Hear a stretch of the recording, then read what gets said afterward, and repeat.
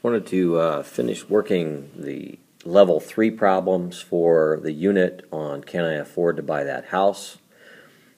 Give you a little bit of explanation for those things. So let's go ahead and start with the first problem, level 3 problem. Starts with Ruben getting a loan for $100,000, interest rate 5.75%.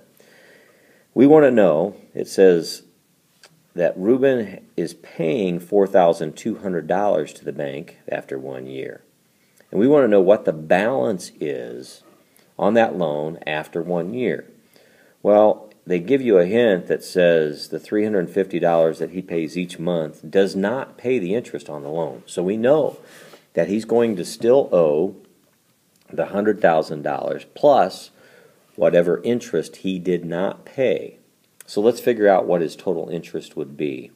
And if you take $100,000 times 0.0575, that is going to tell you how much interest he needed to pay for the whole year.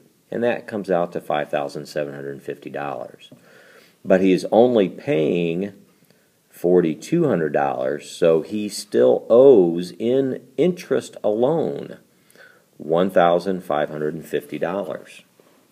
Now that $1,550 has to be added to the $100,000. So after 1 year, he is going to owe $101,550. So his loan amount has actually increased. If we go down and we look at problem number 2, Daniel has an annual salary of $51,000. He needs to determine the highest cost house payment that he can afford. And he knows that his insurance is going to cost $60 per month. His property taxes are $180, and he's going to make a principal payment on the loan of $100. His interest rate is 6%.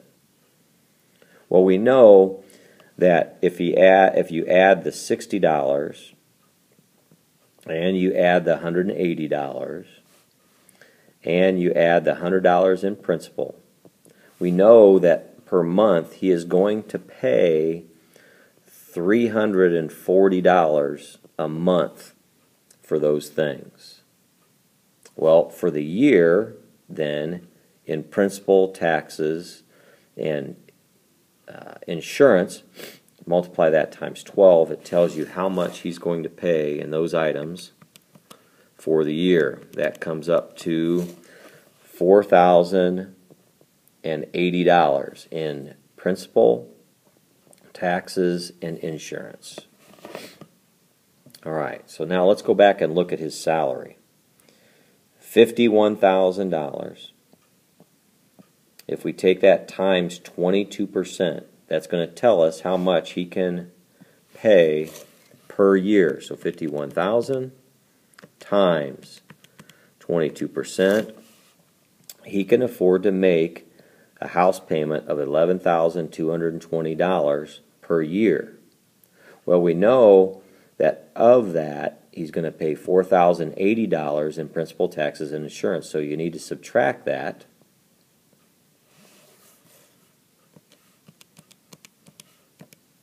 And that equals $7,140 that he can pay on this house. Now that is in interest, because everything else is already taken care of.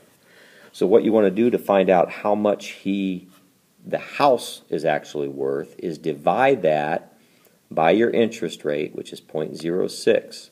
That is going to give you your final answer about how much he can afford to borrow. And that dollar amount is $119,000. Make sure, go back over these things and make sure you understand. We added up all the principal, tax, and insurance that he paid, which is per month. We need to change that per year. So he's going to pay $4,080 in principal, taxes, and insurance for the year. And we're going to end up using that to subtract that from what he can afford to pay for the entire year on his loan. So $51,000 times 22% tells us that he can afford $11,220 total.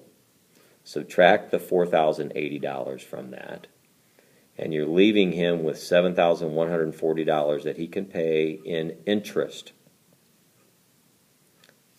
So if we divide that interest amount by 0.06, which is the interest rate, that tells us what he can spend on his house overall. So he can look for a home that's $119,000. This is exactly what you need to do for the research project that I asked you to do. So you might want to put a star by this one, figure out how to do that. In your research project, you should have the exact same results.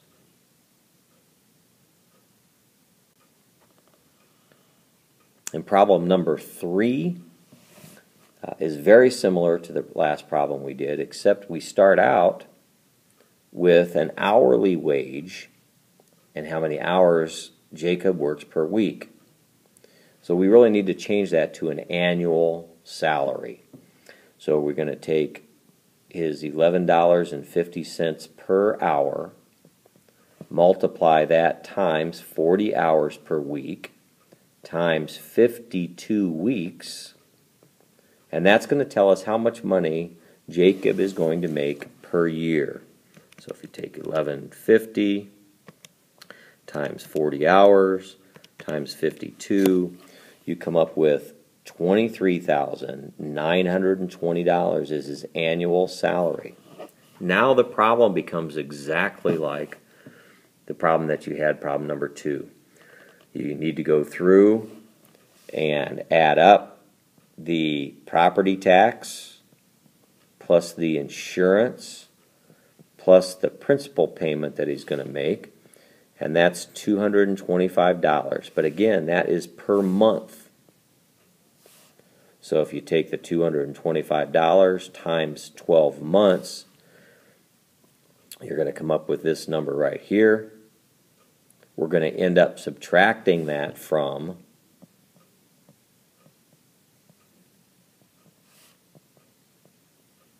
$23,920 times the 22%.